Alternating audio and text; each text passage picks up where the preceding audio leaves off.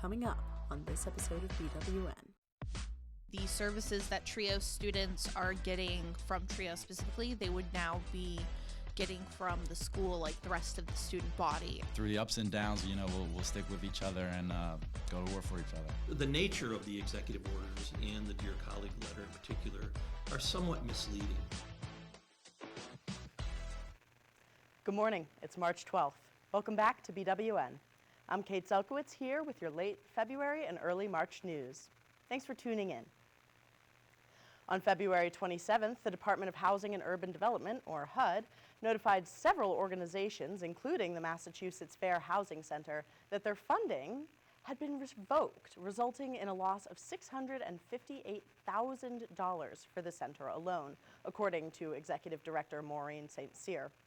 This funding cut severely limits the organization's ability to advocate for vulnerable populations, including seniors, families with young children, people with disabilities, LGBTQ+ individuals, and survivors of domestic violence. While the Fair Housing Act still protects these groups, the lack of funding threatens the enforcement of these laws, as many can't afford legal representation. Although community legal aid is still federally funded and continues to provide support, the overall demand for legal assistance exceeds available resources. Meanwhile, local shelter providers like Lewiston House are concerned about the potential delay or termination of nearly $600,000 in promised funding, which is crucial for maintaining their services amid a growing housing crisis in the Berkshires.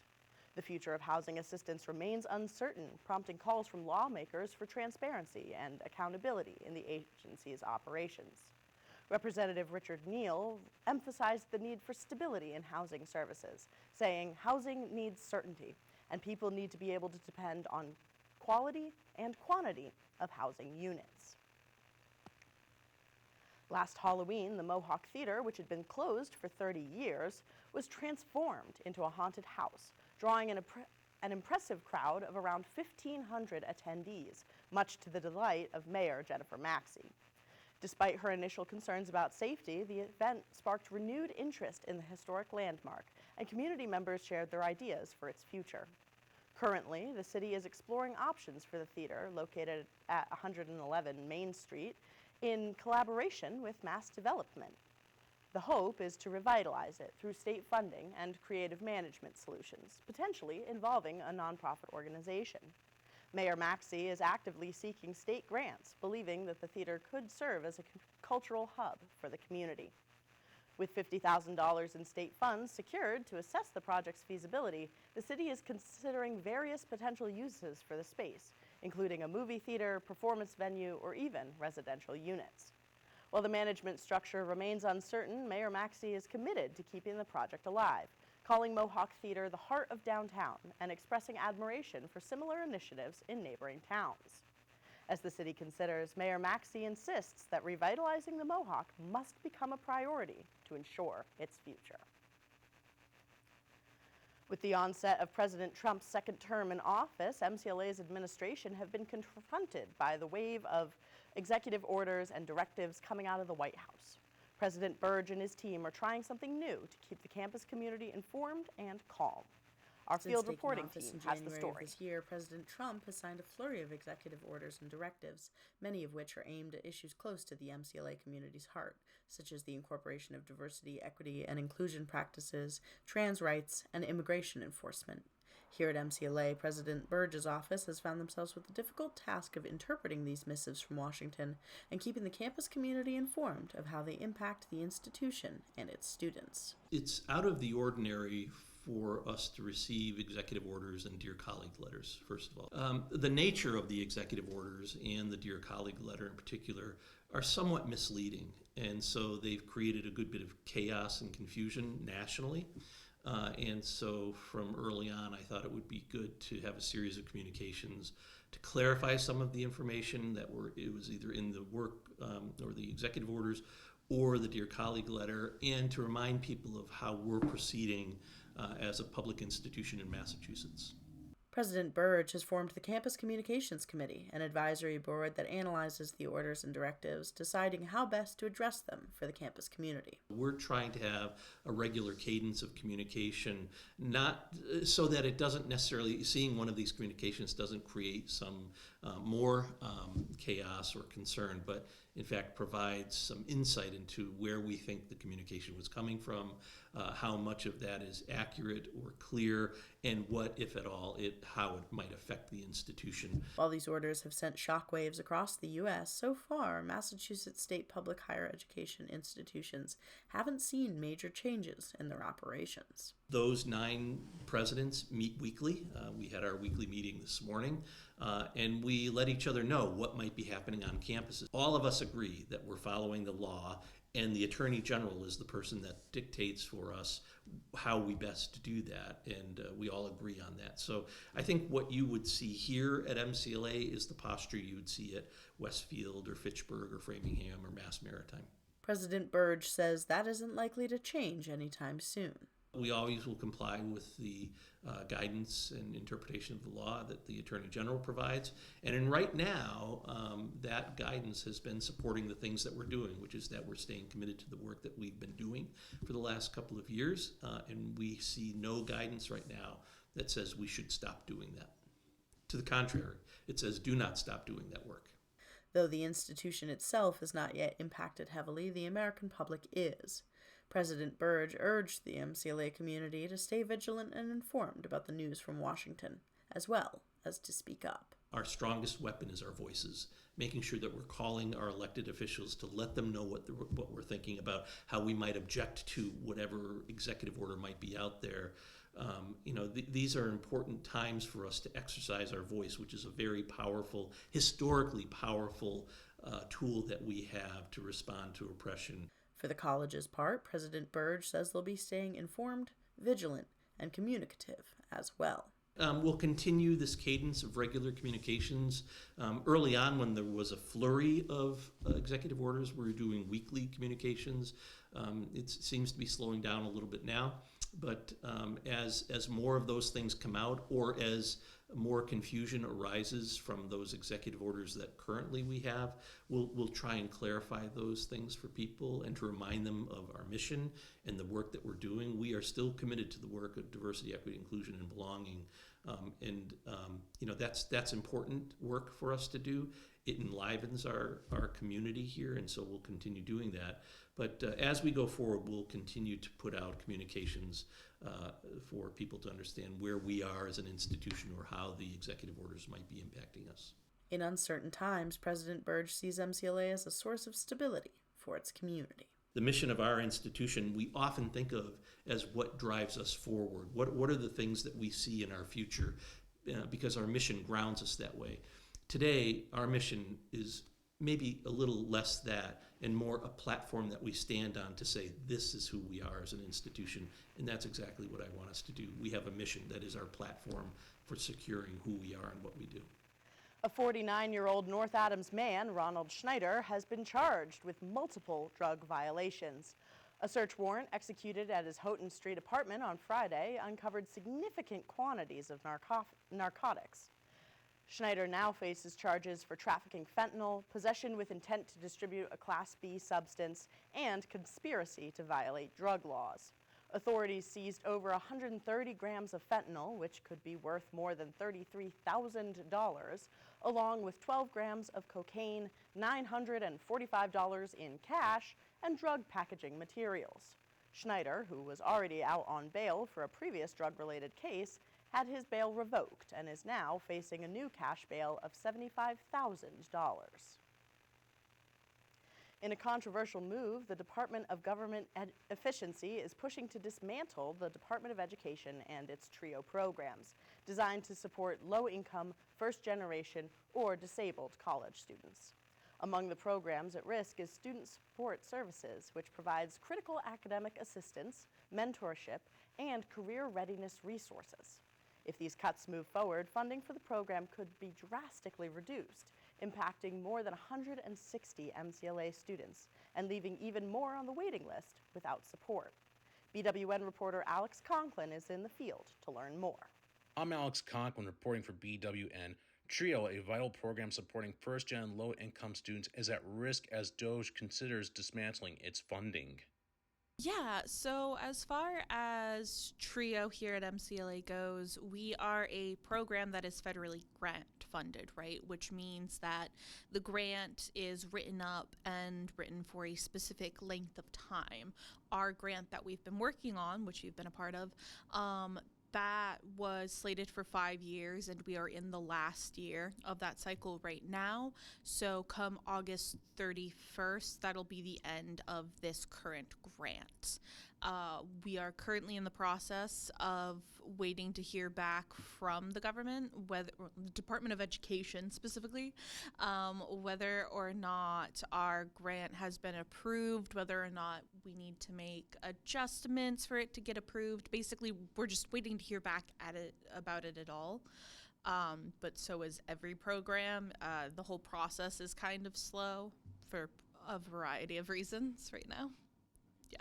Essentially, it's just this is probably going to be the results of not getting a grant renewed, because that is a very likely possibility. And that would mean that essentially the services that TRIO students are getting from TRIO specifically, they would now be getting from the school like the rest of the student body. On Tuesday, March 4th, educators and staff wore red to school. The move was a warning that dismantling the U.S. Department of Education and reducing the funds it distributes would devastate public schools throughout the U.S. The Massachusetts Teachers Association and the American Federation of Teachers asked members to stand with them in protest. That included MTA-affiliated educators at Mount Greylock, North Adams, and Southern Berkshire Regional, and AFT represented paraprofessionals, bus drivers, cafeteria workers, custodians, and administrative assistants in Pittsfield, the county's largest district. While President Trump has said he intends to give educational control back to the states, permissible subjects are not part of that vision. He's already issued executive orders to eliminate diversity programs, remove accommodations for transgender students, and expand school choice programs. The administration has threatened to withhold funding from states that do not comply. Losing this funding would be devastating for children with special needs, individual education plans, programs supporting children from disadvantaged economic backgrounds, and English language learners. Massachusetts is among states defying President Trump, as Governor Maura Healey and Attorney General Andrea Campbell have told schools their diversity, equity, and inclusion programs are within current law. On February 12th, a group of college students, including MCLA's own William Garrity and Tia Carey, met with Massachusetts Governor Maura Healey in Boston, advocating for the Northern Tier passenger rail project. The group left feeling optimistic about the initiative's future, despite concerns over potential momentum loss this year. The students, representing MCLA, Williams College, and Northeastern University, discussed the economic benefits of a rail service connecting North Adams and Boston, and urged the governor to allocate funding for the next steps of the project, which has a proposed 12-year timeline but could progress more quickly by utilizing existing freight rail lines. Healey expressed her commitment to the project, but noted challenges due to the current federal administration's stance on transportation funding. Accompanied by local legislators and transportation officials, the students emphasized the importance of further research to address unanswered questions from a previous study. Healey acknowledged the students' efforts, stating her administration is dedicated to enhancing transportation across the state, including expanding rail service. In a dramatic turn of events, a Williamstown woman, Max Ryan, was arrested last Monday in Lenox on multiple charges of motor vehicle larceny. According to Lenox Police Chief Stephen O'Brien, Ryan stole a vehicle that was warming up outside the Verizon store around 9:40 p.m. She was spotted in the stolen vehicle, without headlights on, heading south at high speed by Officer Travis Derby, who was stationed with a radar gun nearby. Derby pursued Ryan for 3 miles until she turned onto Route 7, driving on the wrong side of the road, then reversed direction, driving back north in the southbound lanes against the flow of traffic. Less than a mile north on Walker Street, Ryan discovered that the southbound lanes had been blocked off by police and zigzagged back into the northbound lanes. O'Brien credited Officer Dylan Tyre for potentially avoiding a head-on collision by stopping southbound traffic at the intersection, avoiding any casualties. With 3 Lennox cruisers in pursuit, Ryan sped through several red lights, returned to the Verizon parking lot, and was spotted by officers as she headed into an adjacent business. Ryan was arrested as she emerged from the store, just as the Verizon employee called 911 to report that his vehicle had just been returned. Judge John McKenna ordered her held without bail pending a competency hearing at Southern Berkshire District Court on March 25th. MCLA was buzzing last weekend as the men's ice hockey team headed to Fitchburg to make history. The BWN field reporting team sat down with Shane Green and Luke Ross ahead of the big game to reflect on their path to the playoffs. On Saturday, March 8th, MCLA men's hockey made history as they appeared for the first time ever in the MASCAC playoff finals, facing off against Fitchburg State University. It was a long, challenging road. We finished 8th place, so that we were the last seed in the tournament. And so we had the hardest schedule. We had to play the number 1 seed at Plymouth, upset them, and then after that game we had to play number 2 Anna Maria at their place again, and we came out with the win. It's a hard road, but we're a good group of guys and we believe in each other and just can't wait. That's Shane Green, a sophomore, defenseman, and captain for the Trailblazers. He's been playing hockey at MCLA since 2023, when the college revived the men's ice hockey program after a decades-long hiatus and introduced a brand new women's hockey program. This is just a miracle what we're doing right now, and just the fact that we're just in our second year coming back after 20 years, and the fact that we're now beating guys who were perennial champions, and then guys who were supposed to be the next team, Anna Maria, who's supposed to be the next team up to run the league. And the fact to just dispatch them both is great. You know, every game there's a possibility to win. We all know that. You don't want to go into a game just going through the motions and expecting to lose. I mean, obviously Plymouth is a great program, great team, but it's one game decides who moves on. So you can get the bounces, they could get the bounces, so it could go either way. And that night we were on. We played well in our own zone, in their zone, and bounces went our way. And just keep going. The team attributes their success to the chemistry they share on and off the ice. We're just a great group of guys in that locker room. We'll do anything for each other. We'll go to battle for each other. And, we get along great, have a good time. Through the ups and downs, we'll stick with each other and go to war for each other. While the team's brotherhood is vital, they say the support from the MCLA and North Adams community has been important as well. It feels great. Alumni have reached out to us, supporting us, showing lots of love, and it feels good that we're making them proud. I love to support everybody on campus is bringing in there. Just so excited to see. Even the community, like all the workers at restaurants are always checking up on us about the season, it's a good environment here. Though the Trailblazers eventually fell to Fitchburg State in a 3-1 loss, the team and their fans have come home with pride in their hearts. Huge confidence boost, but at the end of the day, we're the 8th seed. We're supposed to lose. There's no pressure on us. It's the other team has all the pressure because, they're ranked higher and they're on their home ice, so we just go in there playing free, playing confident, pressure's not on us. Like our coach tells us all the time, when we play good, we're really good, and we are proving that right now to the whole D3 hockey world that we can contend with the best of them. Just amazing feeling to pull an upset like that. Made headlines around couple hockey channels, D3 channels, so pretty special moment. It was awesome. It was cloud 9. On the heels of an exciting season, and with their eyes set already on next year, Ross, Green, and MCLA fans all share a similar sentiment. Go Trailblazers. The annual Maple Fest celebration will be held from 10 a.m. to 1 p.m. on Saturday, March 15th at Hopkins Memorial Forest.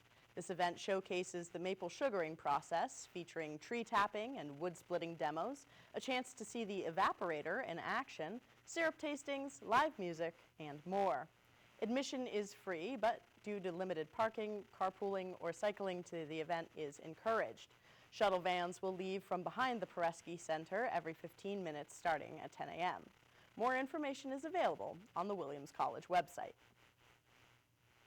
That's all we have for you today, but there's more to come, so make sure you're subscribed to our YouTube channel, MCLA Beacon, and following us on Instagram at MCLABWN, so you're always up to date. Thanks for joining us. On behalf of the BWN team, I'm Kate Selkowitz. Have a great day.